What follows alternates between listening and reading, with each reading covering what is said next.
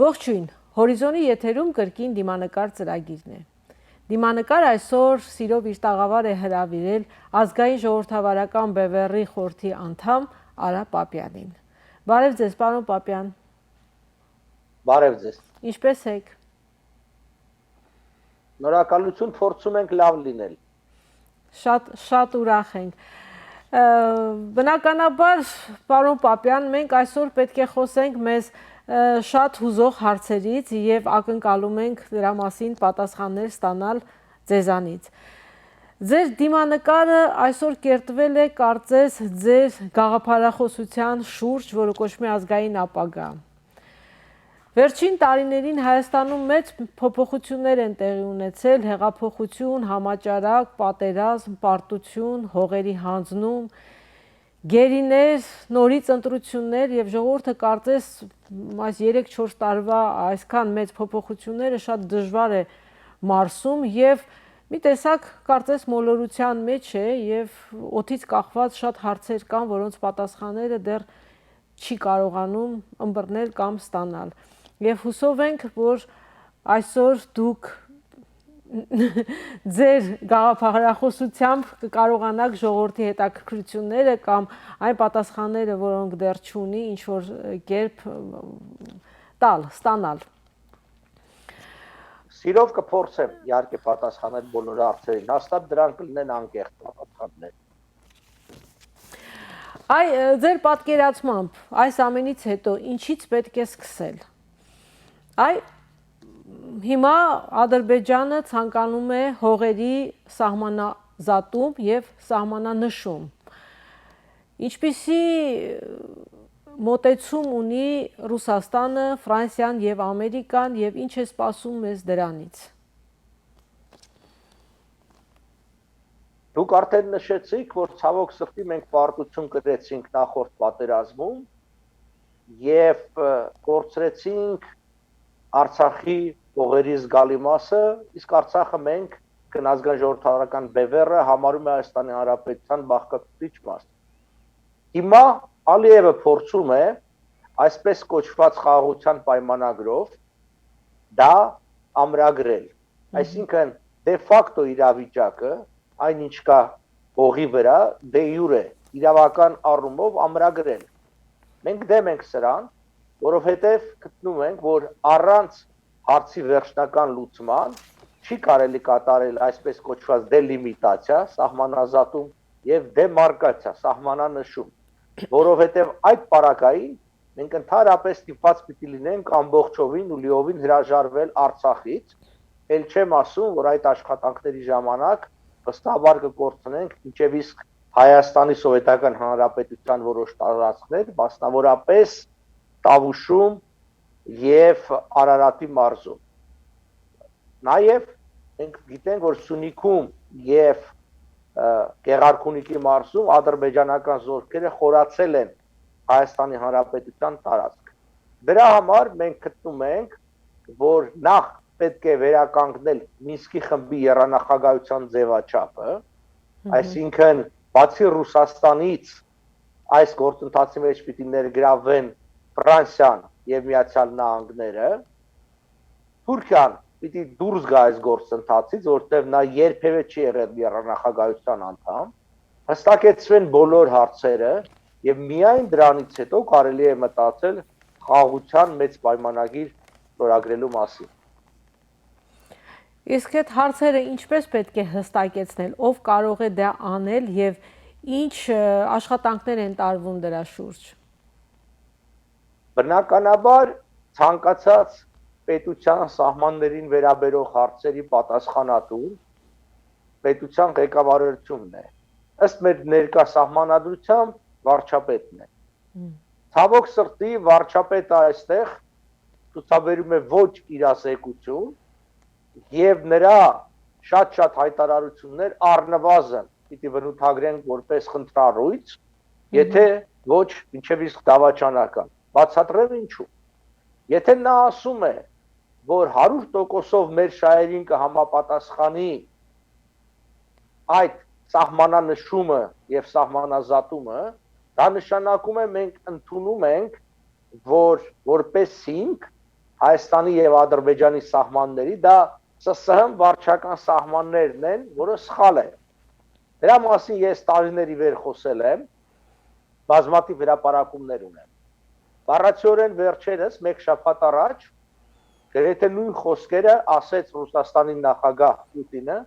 ասելով, որ Հայաստանի եւ Ադրբեջանի միջև չկա սահման, որտեղ դրանք ընդհանրապես վարչական գծեր են եղել։ Առավել եւս, այստեղ ուզում եմ ճեշտել, որ Ադրբեջանը, երբ 1991 թվականին հռչակում էր իր անկախությունը, ինքը հատուկ փաստաթղթով կոչվում է սահմանադրական ակտ Ադրբեջանի Հանրապետության պետականության վերականգնման մասին եւ այդ փաստաթղթով Ադրբեջանը հրաժարվեց սովետական Ադրբեջանի իրավապայմանագրային ժառանգությունից եւ իրեն հռչակեց ուղակի իրավահաջորդը առաջին ադրբեջանական հանրապետության, այն հանրապետության, որը գոյություն ունեցել 1918-20 թվականներին։ Հետևաբար արդարը եւ միակ ճիշտ ուղին այն է, որ նախ պետք է հստակեցնենք, ես կարծում եմ միջնորդների մասնակցությամբ շատ ավելի ցանկալի է միջազգային դատարանի օգնությամբ, թե որն է իրավական հիմքը Հայաստանի եւ Ադրբեջանի միջև սահմանների գծման, իսկ դա կարող է լինել նախասովետական, այսինքն առաջին հանրապետությունների շրջանը, եւ միայն դրանից հետո կարելի է նորից եմ կրկնում անդրադառնալ խաղաղության մեծ պայմանագրին։ Հետևաբար այդ պարտականությունը երկրի իշխանությանն է, բայց մենք որպես քաղաքական ուժ պարբերաբար հանդես են գալիս մեր առաջարկներով, բնականաբար դեմ լինելով, որպեսզի առանց իրավական հիմքը հստակեցնելու տեղի ունենա սահմանների հստակեցումը։ Իսկ ձեր հանդիպումները վարչապետի հետ լինում են այդպիսի հանդիպումներ եւ ինչպես են ընդունվում այդ առաջարկությունները։ Ես կարծում եմ, որ ժողովուրդը միանշանակ կողմ կլինի այդպիսի առաջարկ գիտակից, ժողովրդական գիտակից խումբը մասսան կողմ կլինի։ Ինչ աշխատանքներ են կատարվում, որ ընդունվի ձեր այդ առաջարկությունը, ինչ կարող ենք մենք անել դրա համար։ 2018 իրադարձություններից հետո շատերս, այդ թվում ես, բազմաթիվ փորձեր արեցինք հանդիպելու վարչապետի հետ եւ նրան ներկայացնելու հստակ առաջարկներ։ Առաջարկներ բանակցային գործընթացի վերաբերյալ, առաջարկներ Հայաստանի Հանրապետության անվտանգությունը ամրապնդելու վերաբերյալ, առաջարկներ հայ-թուրքական, հայ-ադրբեջանական հարաբերությունների վերաբերյալ։ Ցավոք սրտի վարչապետը հրաժարվեց ինձ ընդունել, ես այդպես էլ առիթ չունեցա նրան անձամբ ներկայացնելու իմ առաջարկները, բայց առնվազն 2 անգամ գրավոր ներկայացրել եմ անվտանգության խորհրդի քարտուղարին, 1 անգամ վարչապետի աշխատակազմի ղեկավարին։ Նորից քննարկումներ չեն եղել այդ հարցերի շուրջ, միայն այս խայտառակ պարտությունից հետո, երբ վարչապետը ինքնագլուխ միայնակ ստորագրեց նոյեմբեր 9-ի հայտարարությունը եւ որը հստակորեն գերազանցում է իր լիազորությունների շրջանակը, ինքը արդեն ընտրություններից հետո փորձ արեց հանդիպելու տարբեր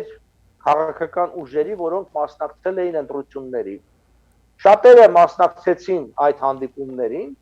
ազգային ժողովրդավարական բևեռը հրաժարվեց հանդիպել վարչապետի հետ, որովհետև դա որևէ նպատակ չկար լուծումներ գտնելու, այլ պարզապես պատասխանատվությունը լղոզելու մյուս ուժերի վրա եւ դրանով օրինականացնելու, լեգիտիմացնելու Հայաստանի հողերի հանձնումը, որտեղ եթե նա նպատակ ուներ հանդիպելու, որպեսզի լուծումներ գտնել, դա պիտի արվեր մինչև որոշում կայացնելը եւ ստուգելը, եւ ստորագրելը։ Պարզ է։ Իսկ Ռուսաստանի դիրքորոշումը այս կատարվելիք հիմա, այն ինչ որ պետք է կատարվի, ինչպիսին է։ Կարծես Ցավոք սրտի Ռուսաստանի դիրքորոշումը ի նպաստ մեզ չէ, ակնհայտ է, որ վերջի տարիներին Ռուսաստանը խիստ մերձեցել է Թուրքիայի եւ Ադրբեջանի հետ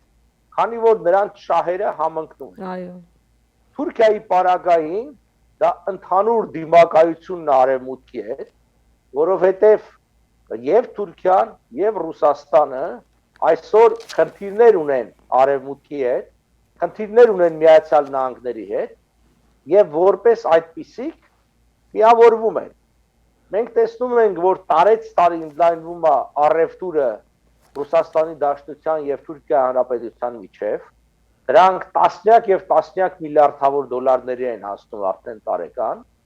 Նպատակ է դրված 2023 թվականին առևտրի շրջանառությունը հասցնել 100 միլիարդ դոլարի։ Ինչու 2023-ին դա Թուրքիայի Հանրապետության հռչակման 100-ամյակն է, որպես մեծագույն նվեր Թուրքիայի։ Հիմա որպիսի այդ առևտուրը իրականանա, որպիսի այդ մերձեցումը լինի սերտ, Ռուսաստանը եւ Թուրքիան ուղիղ ցամաքային կապի կարիք ունեն։ Եվ այստեղ է, որ Ռուսաստանը պաշտպանում է Թուրքիայի ու Ադրբեջանի այն տեսակետը, որ Հայաստանի տարածքով պիտի տրվի միջանցք կամ միջանցքներ Ադրբեջանին կապվելու համար Նախիջևանի եւ Թուրքիայի հետ։ Բնականաբար Հայաստանի ժողովրդի մեծ մասը, կարծում եմ հայ ժողովրդի մեծ մասը չի կարող ընդունել նման ձևակերպում եւ դիրքորոշում, որովհետեւ եթե նպատակը պարզապես առևտուրն է, ապա գոյությունն էլ այլ ճանապարհներ եւս, մասնավորապես Ադրբեջանը կարող է օգտագործել Ղազախ, Իջևան, Գյումրի, Կարս երկաթուղին, բայց մենք տեսնում ենք, որ դա չէ նպատակը, այլ բուն նպատակը Սյունիքի վրայով անցկացնել նման միջանցք, նման ճանապարհ, այն դնել ռուսական անվտանգության ուժերի վերահսկողության տակ, որ նշանակում է Հայաստանը տալով այդ հողակտորը օտար գերիշխանության, ինքնիշխանության, ինքը ոչինչ չի շահելու, ավելին մենք խնդիրներ ենք ունենալու Իրանի հետ կապի առումով, որտեղ այդ ճանապարհը կտրելու է մեր ջուրին կապը Իրանի հետ։ Այո, այն լրիվ չի փակի, բայց որոշակի խոչընդոտներ կառաջացնի եւ դժվարություններ։ Եվ սա մենք տեսնում ենք, որ անհանգստացնում է շատ երկրների։ Իսկ Իրաքի դիրքորոշումը, այո, ասում իսկ Իրաքի դիրքորոշումը այդ հարցի շուրջը Իրանը բնականաբար ուզում է, որ այդ միջանցքը Հայաստանի վրայով լինի եւ գործի, որովհետեւ Իրանը ներկայումս նպատակ ունի եւ ինչքան էլ տարօրինակ կարող է թվալ արևմուտքի հետ միասին, այսինքն երկու նախկինում թշնամի, այսպես ասենք, խմբի երկրներ ունեն ընդհանուր շահեր եւ նպատակ ունեն Պարսից ծոց, Իրան, Հայաստան, Վրաստան, Սևծով այդ ճանապարհը միջանցքը գործարկել, որովհետեւ դա հակակշռելու է ռուս-թուրքական, Ռուսաստան, Ադրբեջան, Նախիջևան, Թուրքիա ճանապարհին։ Եվ այս հարցում մեզ դաշնակից է նաև Եվրոպական միությունը, բառացիորեն անցած երկու շաբաթվա ընթացքում Եվրոպական միությունը Հայաստանին խոստացավ հատկացնել նախ 1.6 միլիարդ եվրո, ապա լրացուցիչ 1 միլիարդ եվրո։ Եվ այստեղ հստակ նշված է, որ այդ հատկացված գումարից առնվազն 600 միլիոն դոլարը ծախսվի Սյունիքում Ագարակ Կապան Սիսիան ճանապարհի բարեկարգման համար եւ թունելի կառուցման համար։ Սա նշանակում է, որ այդ ճանապարհը ոչ միայն պիտի ունենա ներպետական, ներհայաստանյան, այլև միջազգային նշանակություն։ Դրա համար մենք տեսնում ենք, որ տարբեր երկրներ, հաճախ իրարամերժ երկրներ միավորվում են եւ դա բխում է մեր շահից։ Փաստորեն մենք մի այնպիսի աշխարհագրական դիրքում ենք գտնվում, որ այսքան փոքր երկիր լինելով բոլորին եւ օգնում ենք եւ խանգարում։ Այո, Հայաստանը մշտապես գտնվել է շահերի բախման կիզակետում, մշտապես եղել է տարբեր ճանապարհների խաչմերուկ, դրանից բխող դրական եւ բացասական հետևանքներով։ Իհարկե դրական հետևանքն այն է, որ Հայաստանը հազարամյակների վեր դրա շնորհիվ կարողացել է կապեր մշակութային, քաղաքական, առևտրային կապեր ունենալ աշխարհի տարբեր երկրների հետ եւ մինչեւ իսկ հանդիսանալ միջնորդ։ Մասնավորապես հայտնի է հայ առևտրականների դերը Եվրոպայի եւ Հեռավոր Արևելքի եւ Հնդկաստանի հետ առևտրի հարցում։ Այսինքն այն ժամանակները եւ եվրոպացիները կարգին չգիտեին Հնդկաստանի կամ Չինաստանի տեղը, հայ առևտրականներն էին։ Այո, առևտուր էին անում։ Վենետիկից, Փարիզից,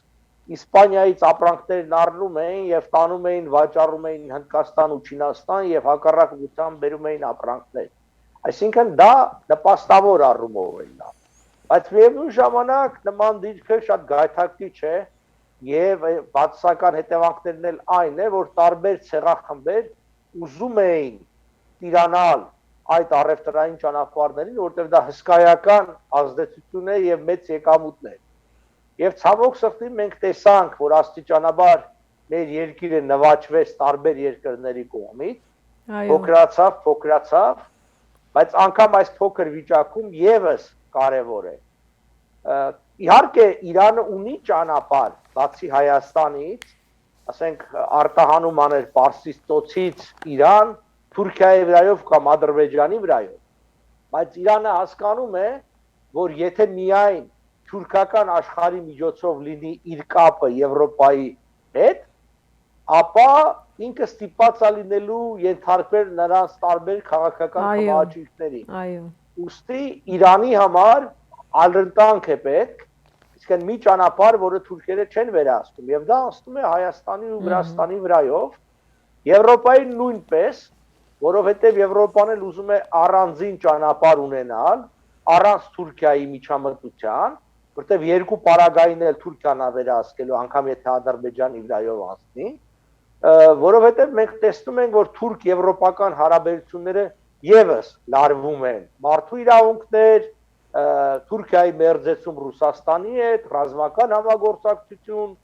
տնտեսական կապեր եւ այլն։ Հետևաբար մենք հիմա այնպիսի ճակատագրական փուլում ենք, որ կարող ենք մեծապես շահել, բայց կարող ենք նաև սաստիկ կորուստներ ունենալ։ Ամեն ինչ կախված է, թե ինչքան ճիշտ մենք կողմնորոշվենք եւ գործողություններ կանենք։ Իսկ պարոն Պապյան, Մեղրու Միջանցքի հարցը ինչ լուծումներ եք տեսնում այնտեղ։ Նոյեմբեր 9-ի անցյալ տարվա նոյեմբեր 9-ի փաստաթղթի մեջ, այդ երրակողմ հայտարարության մեջ գրված է կոմունիկացիաների ապաշրջափակում։ Այդ կոմունիկացիա, այսինքն ռուսերենով գրված բառով, թե ինչ է նշանակում բավականին երկիմաստ կամ բազմիմաստ է մինչև իսկ։ Այն կամ եթե անգլերենով ասեն communication, որտեղ դրա տակ ամեն ինչ կարելի է հասկանալ։ Հիմա ադրբեջանցիները փորձում են դա մեկնաբանել ոչ միայն ճանապարհ, այլ նաև նավթամուղ, գազամուղ, երկաթուղի եւ այն էլ էքստերիտորիալ իրավունքով, այսինքն այդ ճանապարհը պիտի չլինի Հայաստանի վերահսկողության տակ։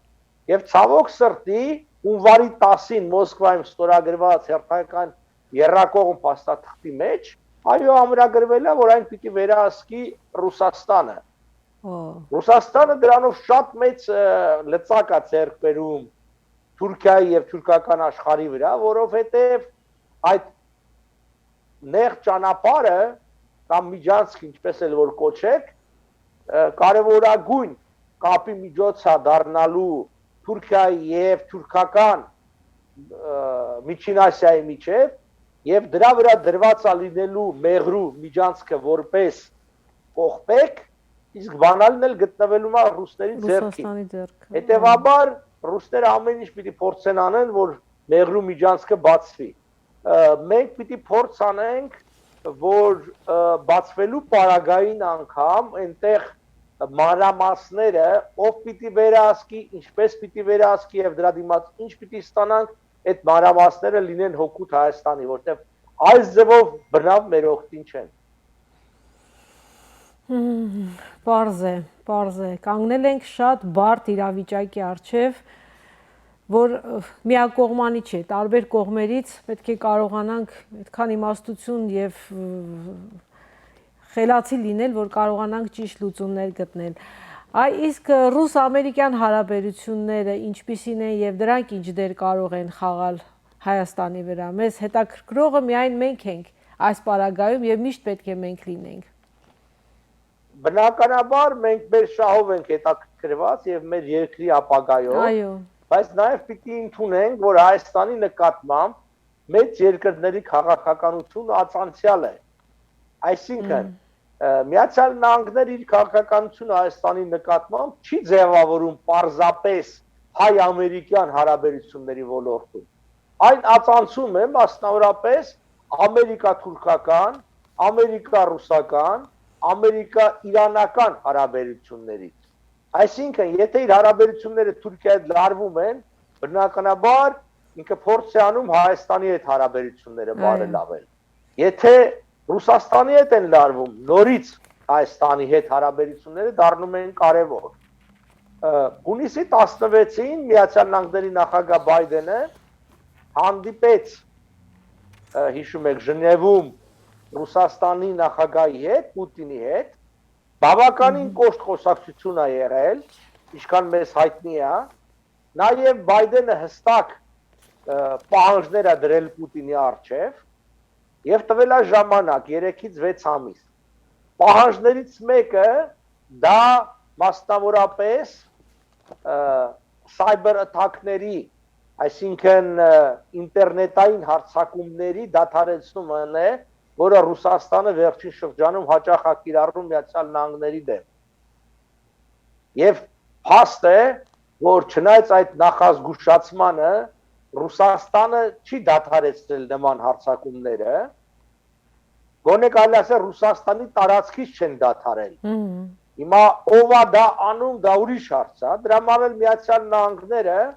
հենց Բայդենը, էլի վերջերս հեռախոսազանգով ասաց, որ եթե Ռուսաստանը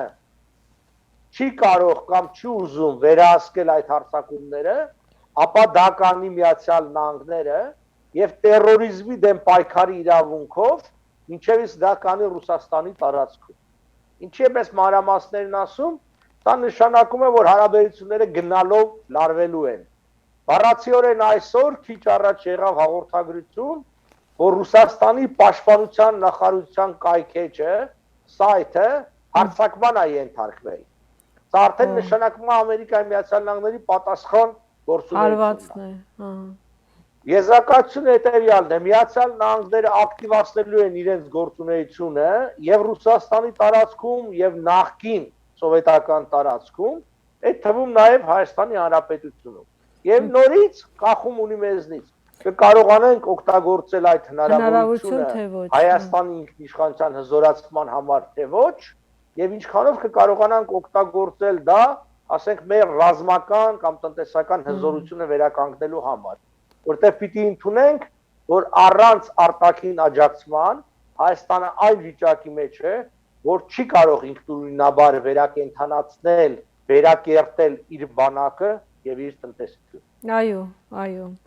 Այս սեպտեմբերին շուտով կայանալու է Ռուսաստանի Դումայի ընտրությունները։ Ինչ Հայաստանը այդտեղից ինչ օգուտ եւ ինչ վնաս կարող է ունենալ։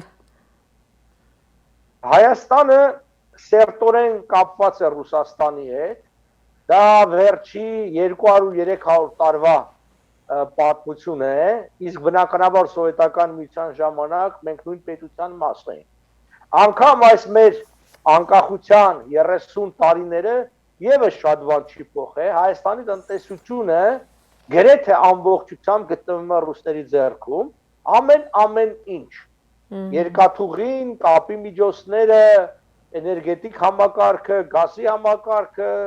տնտեսությունը, ամեն ինչը։ Դրա համար ինչ տեղի կունենա Ռուսաստանում, մեզ համար կարևոր է։ սեպտեմբերի 14-ին այո կայանալու է Ռուսաստանի Դումայի, այսինքն խորհրդարանի ընտրությունները եւ վերլուծաբանները կանխատեսում են, որ մեծ լարվածություն է լինելու, որովհետեւ հիմա Մոսկվայում Կրեմլում պայքար է գնում ոչ միայն եւ ոչ այնքան Կրեմլ եւ ընդդիմություն թևերի միջև, որքան Պուտինի շրջապատի տարբեր կագեբեական գեներալների միջև, որոնց Պուտինը տարբեր մեծ պաշտոններ ա տվել, որոնցից յուրաքանչյուրը հավակնում է ինքը դառնա Պուտինի փոխանորդը, նրա ժառանգության տերը։ Եվ քանի որ չկա որևէ մեկը, որը բացարձակ գերակայություն ունենա մյուսների նկատմամբ, այսինքն բոլորը հանգիստ ընդունել, որ Պուտինին նա պիտի փոխարինի, կանխատեսվում է, որ լինելու է բավականին դաժան պայքար, եւ այստեղ մեզ համար վտանգավոր պահ է գալու, նաեւ մեծ հնարավորությունների պահ։ Վտանգավոր է լինելու, որովհետեւ Մոսկվան կարող է ինքը ներքաշվի ներքին խժդժությունների միջև, խրվի դրա մեջ, դա կարող է տևել օրեր, կարող է տևել շաբաթներ, միգուցե ամիսներ,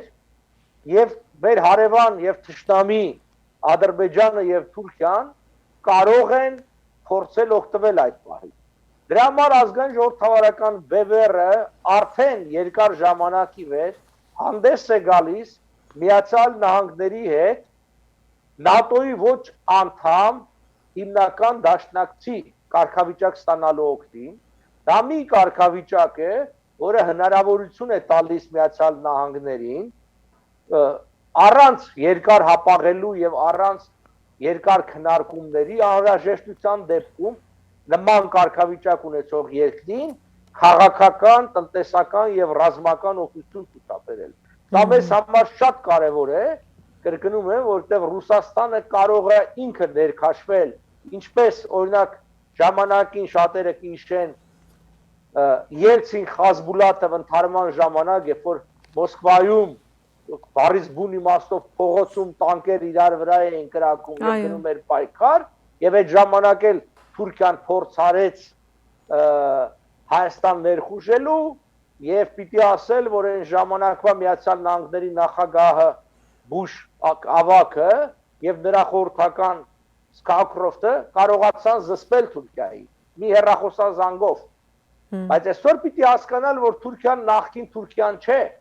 նրան մի հեռախոսազանգով այլևս զսպել շատ հեշտ չի լինելու։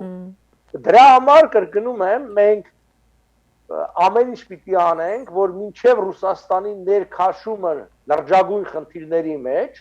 մենք գոնե ունենանք նախապատրաստված աշխատանքներ, հարաբերություններ, հատկապես Միացյալ Նահանգների հետ, որ անհրաժեշտության պահին դիմել ժողովրդի լեզվով ասած ոտնատակ չգնանք, օգնություն ստանանք, հատկապես Միացյալ Նահանգները, որտեղ Միացյալ Նահանգներն է, որ դրա հնարավորությունը ունեն, նրանք բավականին մոտ տարածության վրա Հայաստանին ունեն տեղակայված իրենց ռազմակայանները, ինչպես նաև իրենց նավատորմը, որը եւ միջերկրականում է գտնվում եւ Սևծովում, հետեւաբար քաղաքական որոշման դեպքում կարող են պաշտպանել։ Այ մենք ամեն ինչ պիտի անենք եւ ես կոչ եմ անում մեր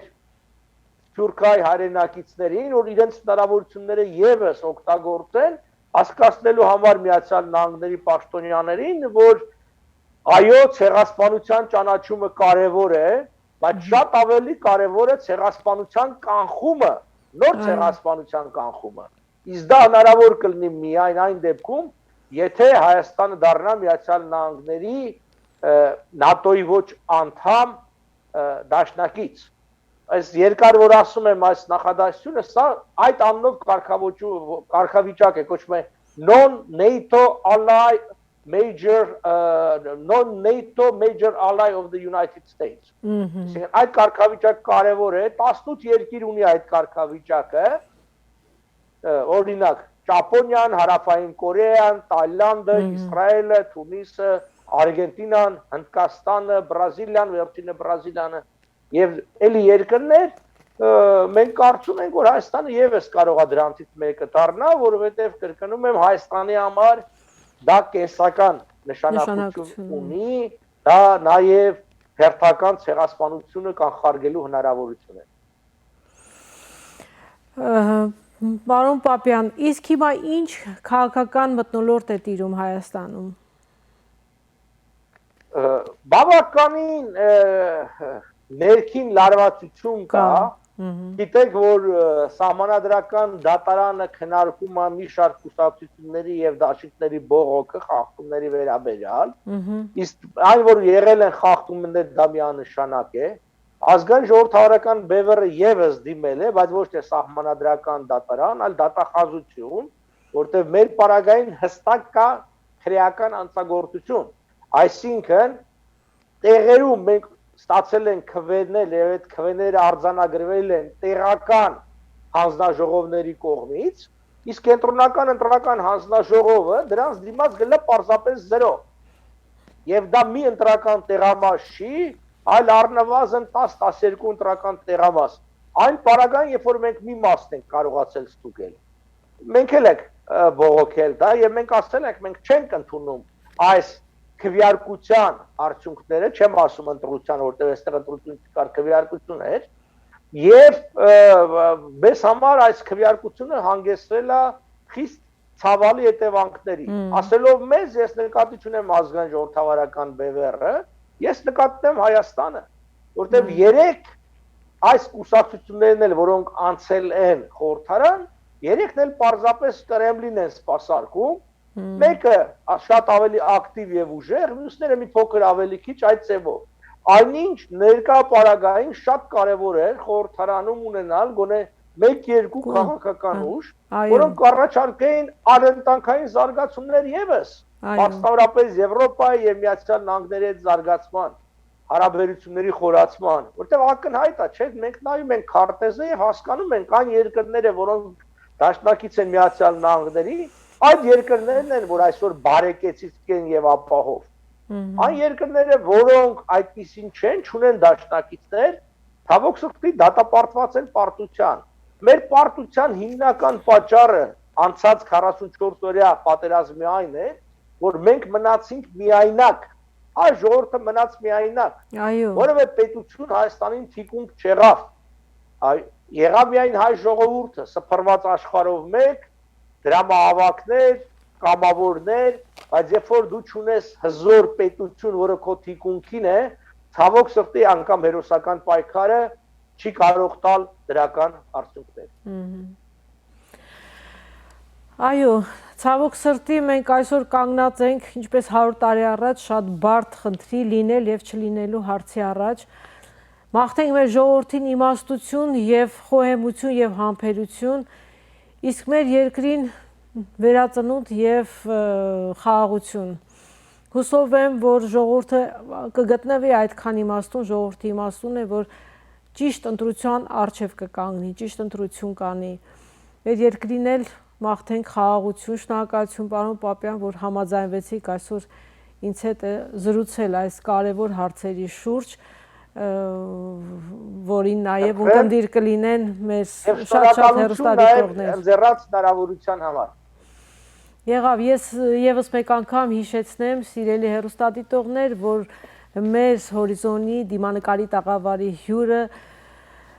պարոն Արա Պապյանն է, ժողովրդավարական բևեռի